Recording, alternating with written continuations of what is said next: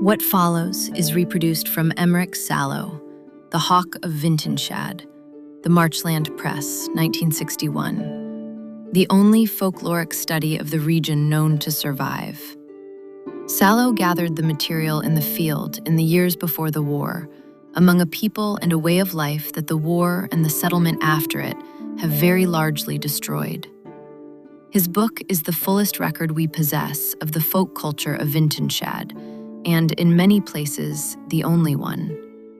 It was withdrawn by its publisher within a year of its appearance, and the publisher's surviving records do not give the reason. The text is reproduced as found. The reader will form his own view of the closing pages. The Hawk of Vintenshad, Folklore, Lineage, and the Bird. In the Life of the Crown. Emeric Sallow. The Marchland Press. Welcome back to Excuse Us. This season, the podcast leaves the sleepy streets of Joyceville behind and travels to somewhere older, colder, and far more patient. The Mors Delectamenti Hotel, perched on a mountain in a corner of Europe that answers to no nation's law, in the autumn of 1939, with a war about to swallow the continent whole. From a quiet little diner to a hotel that is said to travel between time and space, this isn't your ordinary haunted house story. No, this is something much darker, much stranger, much funnier, perhaps. Told through the eyes of those who arrive for an auction, a ritual, or a secret, and who rarely leave unchanged, you'll descend into one long night of dread, dark comedy, and the slow, delightful business of being consumed. Oh, and a little bit of warning before we check in. Excuse Us contains mature content intended for a mature audience, strong language, and let's just say a rather twisted sense of humor is intended. Listeners' discretion is very much advised. 1961.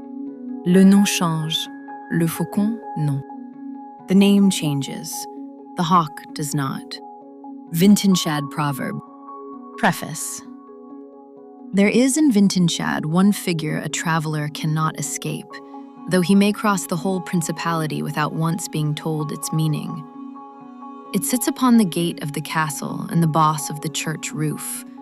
It is stitched into the banner and struck into the coin. It is the first image set before a child of the marches, carved on the head of the cradle.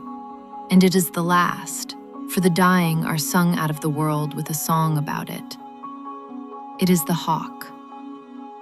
This book follows the hawk through the folk life of a small country and asks what a people meant by a bird they could not leave alone. The reader should be warned of one habit of these tales before he meets them.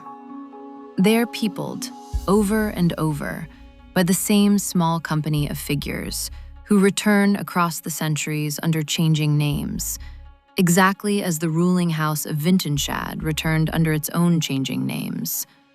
A stranger who comes to watch, a counsellor with a soft voice, a loved one who dies in a doorway, a second son who is sent away, a queen who leaves no grave. One begins by taking them for many people. One ends by suspecting they are a few, and that the folk of Vintenshad were telling again and again a single story. I shall come back to this at the close.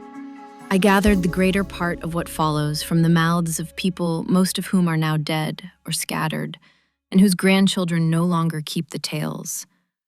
I did not undertake the study expecting to be frightened by it, and I have not been able, in the setting of it down, to keep a certain disquiet out of these pages. For the further one follows the hawk of Vintenshad, from the nursery to the gable to the crypt, the less certain one becomes of what, exactly, this valley was picturing all these centuries when it taught its children to be still beneath the bird. ES1. The Crest and the Line. 1. The Crest and the Line. The arms of the ruling house of Vintenshad are, and have always been, a single hawk. It is born with the wings folded, perched and watching, in the posture the heralds call close. And it is this still and watchful bird that appears upon the seal, the coin, and the pommel of the old royal dagger, whose hilt is worked into a hawk with its wings drawn in. But in war, and in the rougher and older tradition, the bird is shown otherwise, not perched but plunging, wings swept, in the dive the falconers call the stoop. Between the two, the watcher and the striker, sits everything the hawk has meant to this people, and the region never troubled to keep them apart. The eye that keeps the valley and the death that falls out of a clear sky are the same bird.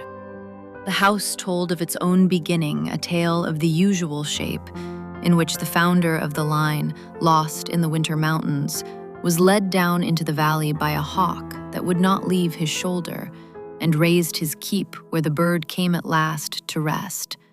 And the castle is called to this day by an old name meaning the shadow of winter. The remoter villages, however, tell it less prettily. In their tellings, the hawk led the founder not to safety, but to a bargain. The bird that gave him the valley named a price for it, and the line has been paying ever since under all its names. The people who told me so did not smile, for the singular thing about the house is that it did not keep its name. It passed, with a regularity no ordinary accident of marriage will explain, down the female line, so that the family reigned under a long succession of surnames and was, to the clerk, a dozen houses. It was not a dozen houses to the people. To the people it was one thing, and the one thing was the hawk. And when they spoke of the blood itself beneath its borrowed names, they used no surname at all.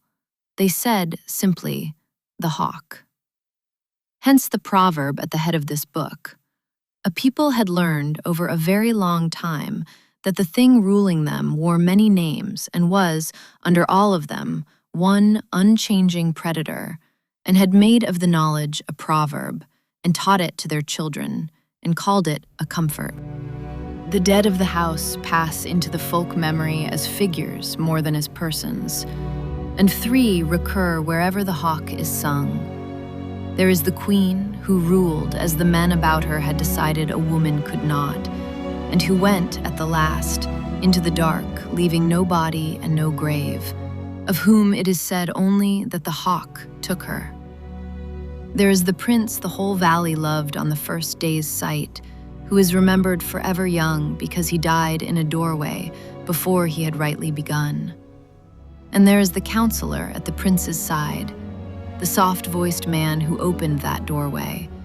Of him the tales keep a colder memory, and I shall let the fables and the songs give it, for they give it better than I can. 2. The Hawk in Stone. A stranger who learns to look for the hawk in the stonework of Vintenshad will not afterward be able to stop. The castle is its great museum. The chief gate is the Hawk Gate, named for the stooping bird cut into its keystone, wings swept and beak down, so that every soul who has entered the seat of the crown has passed beneath a stone hawk in the act of the kill. The rain leaves the towers through spouts shaped as hawks' heads. The bird broods on the bosses of the vaulting and the newel of the great stair, and upon the highest tower, a weather vane in the shape of a stooping hawk does a thing the country people swear to, and I merely record. It turns not with the wind, but always inward, down over the town, as though the bird on the roof watched the valley and never the weather. The churches keep the bird too, and with a peculiarity worth a word.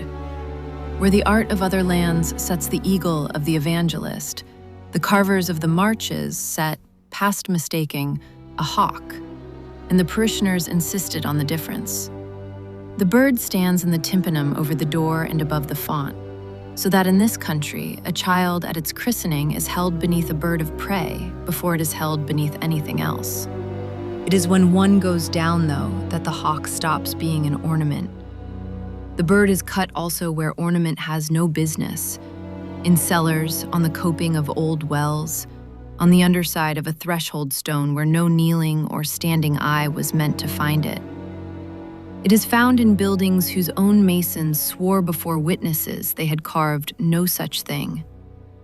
And the oldest of my informants spoke, always low, of the hawks in the deep places under the region, in the crypts and drowned foundations and the tunnels beneath the hill where the great hotel stands. On stone older than the crown, and older, they held, than the founder and his bargain both. A hawk over a door is a decoration. A hawk on the underside of a threshold where it cannot be seen is a mark. And a mark is set by something, on a thing, to say, this is watched, or this is mine. 3. The hawk in Scripture. The marches kept beside the ordinary devotions, a local scripture of their own, a psalter and a book of hours peculiar to the region, in which the hawk figures past all orthodox measure. And the folk did not divide very sharply between what their priests read them and what their grandmothers told them, so that a verse of the marchland hours and a proverb of the hearth would come out in one breath. Here the hawk is by turns the keeper of the valley, the eye of heaven, and the falling judgment. I give a few passages as they were recited, with such reference as I could recover. The hawk keepeth the valley in the night season, and his eye sleepeth not. And under the shadow of his wing are the fold and the field, and the child in the cot. The Psalter of Vintenshad, 31. I have set a hawk above this people, saith the Lord. And when they have filled up the measure of their days, it shall stoop, and there shall none be hidden from it, neither the king in his high hall, nor the beggar at the ford. The marchland hours. For the eye of the hawk is the eye that closeth not. It beholdeth the road, and the turning of the road, and the far end of the road, and it beholdeth thee upon it. The Psalter of Vintenshad, 9.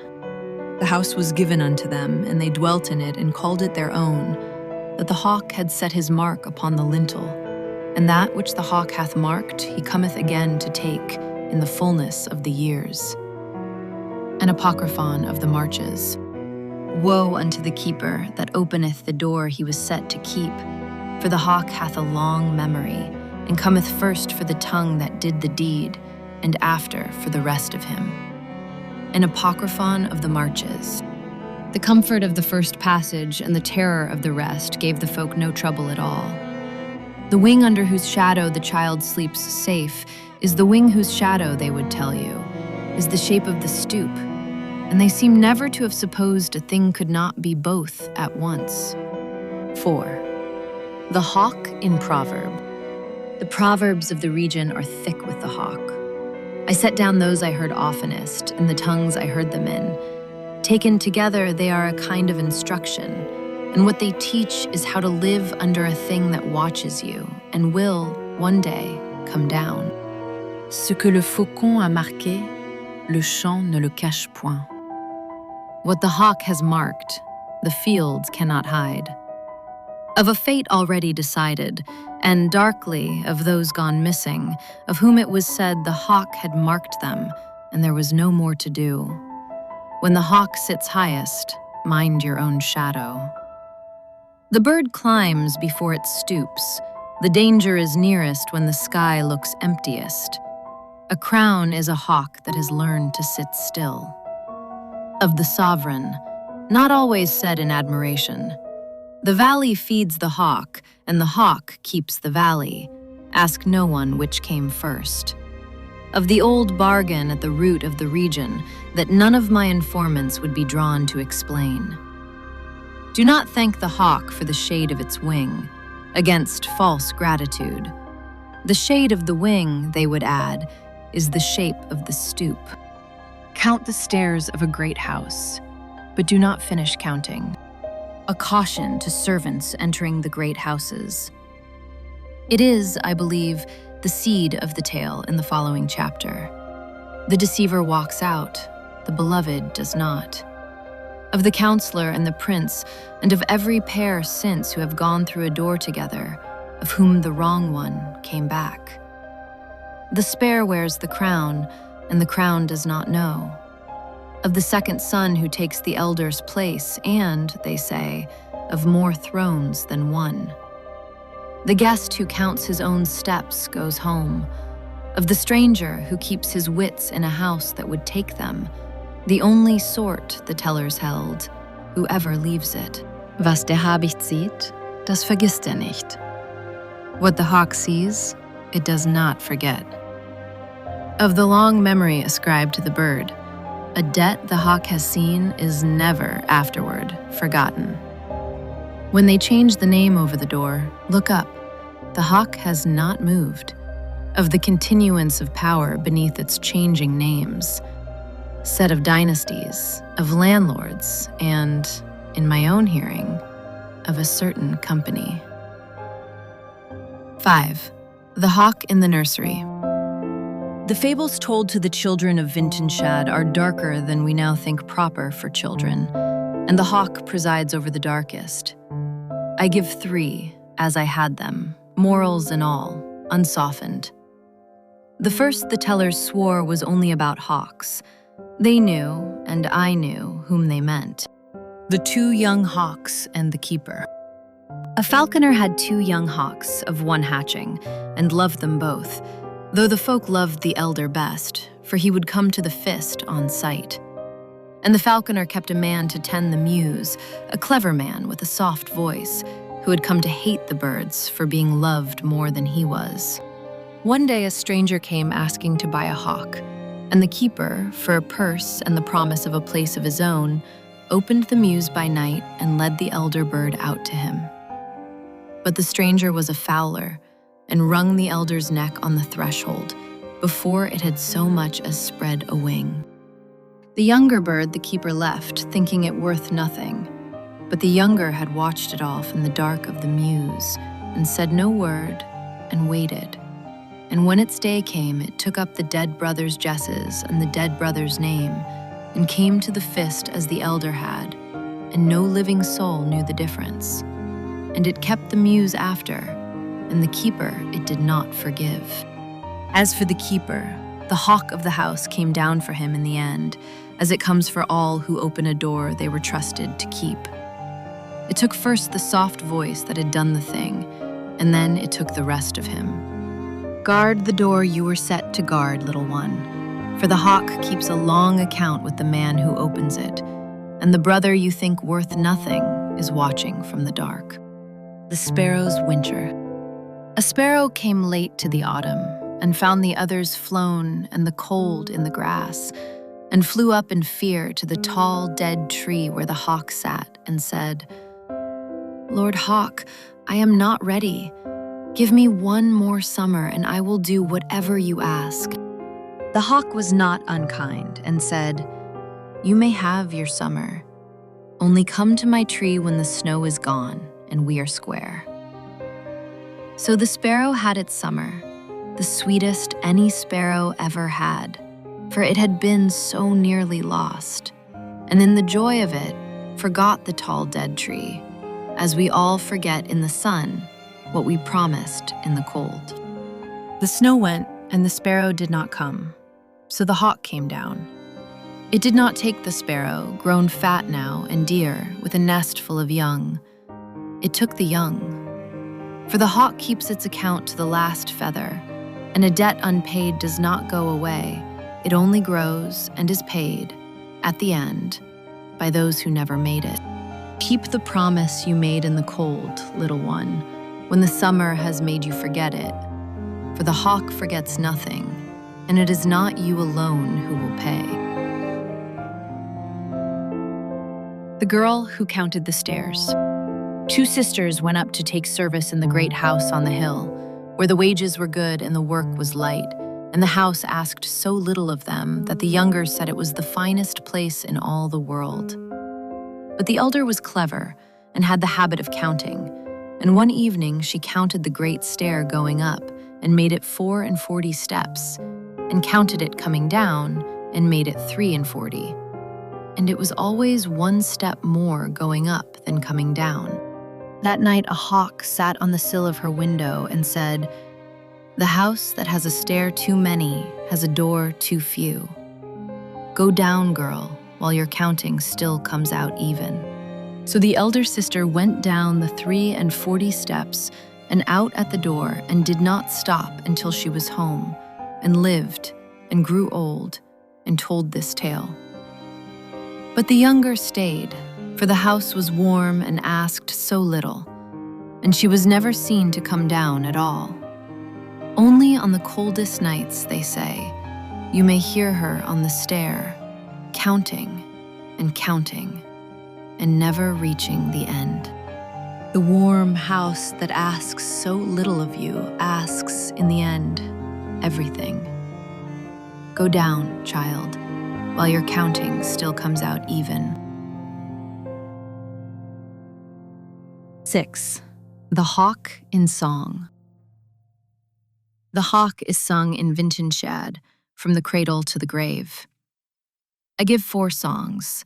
The first is the great ballad of the region, sung at fairs and wakes, that names the guests of the house on the hill and how each answered the hawk.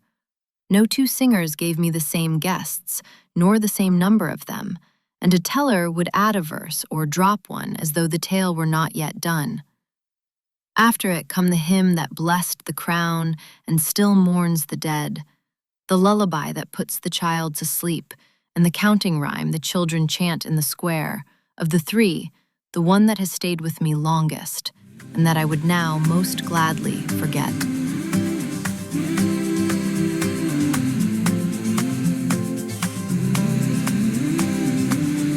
So violin solo. Oh, the house on the hill where the red hawk flies, underneath the bright and the open skies. Come in from the cold, pull up a chair, and we'll sing to the heroes who journeyed up there.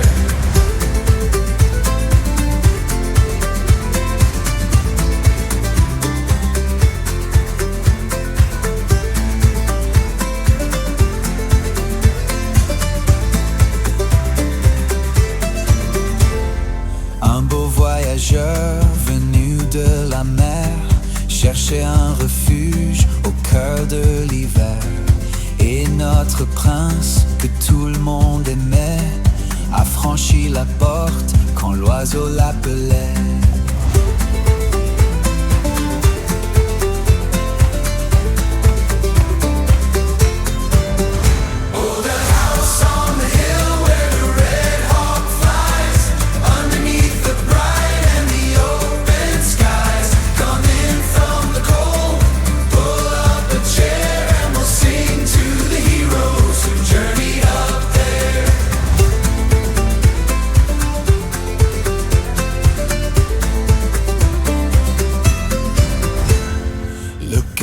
A chanter sa cage brisée, quittant les ombres, il s'est couronné.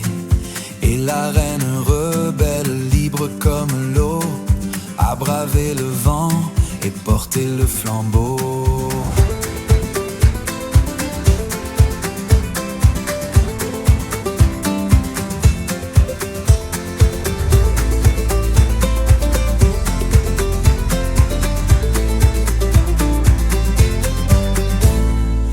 Gardienne s'est tenue au seuil de bois, trouvant le repos pour la première fois. Et notre écrivain, ce soir dans le bar, raconte ses histoires jusqu'à très tard.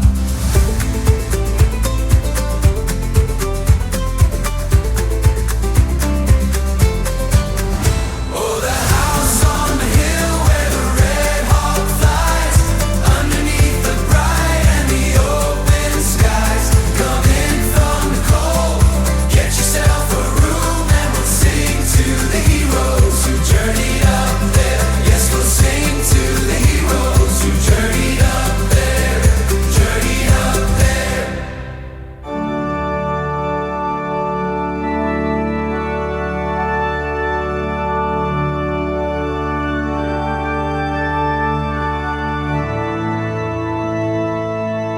The procession began with a solemnity characteristic of ancient rites, the air thick with anticipation. Yet, what unfolded before the congregation was not a revelation of the divine, but a harrowing intersection of spiritual fervor and profound human frailty.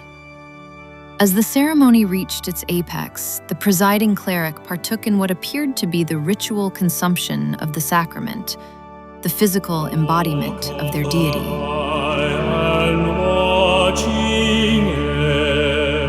Keeper of crown and keep and stare, thy shadow. However, the rite quickly took a deeply visceral and unsettling turn.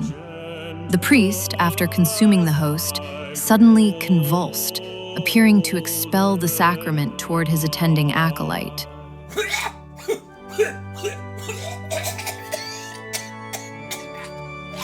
To an uninitiated observer, this jarring act, coupled with the priest's sudden, frantic gesticulations, seemed akin to an esoteric and highly unorthodox liturgy. The scene escalated as the clergyman began to tear at his ceremonial vestments, stripping them away while staggering down the central aisle. His movements were erratic, his arms thrashing wildly in the manner of a wounded, grounded bird. The congregation looked on in a state of rapt, bewildered reverence, seemingly convinced they were witnessing a profound, physical manifestation of spiritual ecstasy. It was only in the stark, agonizing clarity of hindsight that the grim reality of the situation came into focus. The priest was not performing a sacred pantomime. He was in the throes of a severe medical emergency. He had choked on the sacrament.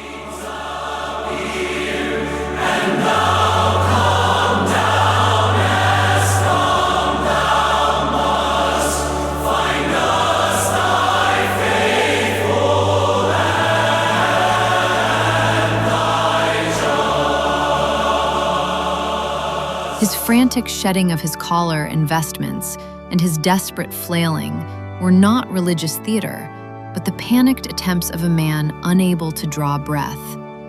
He was signaling for help, a desperate plea tragically misinterpreted by his devoted flock as an act of transcendent worship. The sequence culminated in a devastating collapse, with the clergyman tumbling down the sanctuary steps, ultimately rendering him unconscious on the stone floor.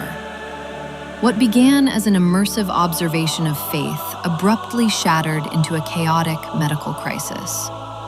It stands as a sobering, heavy testament to the fragility of life and a profound lesson for all present on the tragic, perilous chasm between religious expectation and objective reality.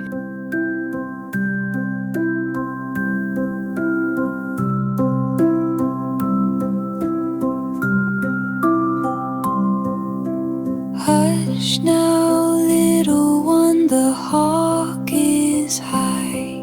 It will not stoop while mother's nigh. Close your eyes and do not weep, and be a good child and go to sleep. The hawk sees far, the hawk sees all. The hawk sees the sparrow when it falls, but a sleeping child it will not take. So sleep, my love, for your own sake. 7. The recurring tale. I set out to write of a heraldic bird and have arrived somewhere else, and I will say plainly where. It is not, in the end, the two faces of the hawk that have kept me at this desk past the point of comfort, the keeper and the killer both. It is the guests. For go back over the fables and the ballad and the proverbs, and the same company walks through all of them. The stranger who comes from far off to watch and gives an eye and leaves and is owed for the leaving. The soft-voiced man who opens a door he was set to keep. The loved one who dies in the doorway, young forever. the second son sent away who takes the dead one's name, the queen with no grave, the one who wrote and would not look up, the one who knew the price and reached anyway. They are not, I have come to think, a gallery of separate tales. They are one tale, told over and over, with new faces set into the old parts, and the folk of Vintenshad sang it not as a record of what had happened once, but as a thing they knew would happen again. Their hawk lore is not a history, it is closer to a prophecy, or to the memory of a wheel. And the hawk presides over every turning of it, and is fed at every turning, and the account is never closed, only carried forward to the next guests coming up the hill. That, I believe, is what my informants would not say plainly, and I was slow to hear. That the story is not finished, that it was not finished when they told it to me, and is not finished now, and that somewhere the house stands ready, and the table is laid, and the next to climb the stair are already, in their own year, buying their tickets and packing their bags, and telling themselves they will only stay the one night. I will end on a note of my own, which my publisher asked me to cut and which I have kept. In my last weeks in the region, I came to feel attended to. I found, at the foot of a stair I had no good reason to be on, in a house I will not name, a hawk cut into the underside of a step, on stone with no business being as old as it was, where no eye, kneeling or standing, was ever meant to see it. I asked who had cut it. No one had. No one would say they had. And I have not since been able to rid myself of a thought that is not a scholar's, and that I set down here against my judgment. That the hawk of Vintenshad is not a thing this people made a symbol of, but a thing that made a symbol of itself, in them. That it is watching still, and that it has not, yet, been paid. Note: The Hawk of Vintenshad was withdrawn by the Marchland Press within 11 months of publication. The press gave no public reason. Its own records were dispersed when the firm was wound up in 1966. Emeric Sallow is not known to have published again. His last letter to his editor, written from the region in the spring of 1962, where he had gone back to complete a further period of fieldwork, closes with a sentence the editor thought strange enough to keep among his papers. I have found the place where they carved it, and I do not think that I carved it either. Sallow did not return from that second journey, and no account of what became of him survives. This text is reproduced as found. This episode is made possible by listeners like you. Visit our website at lifedesign.net/excuse-us. For support or additional information, please visit our website or Patreon page at patreon.com/rodbullart.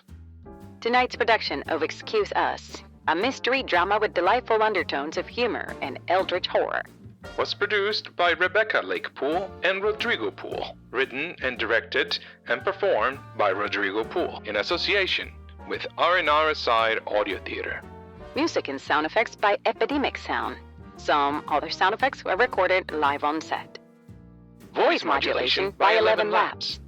If you're enjoying this production, please make sure to review or subscribe to our show wherever you listen to your podcast.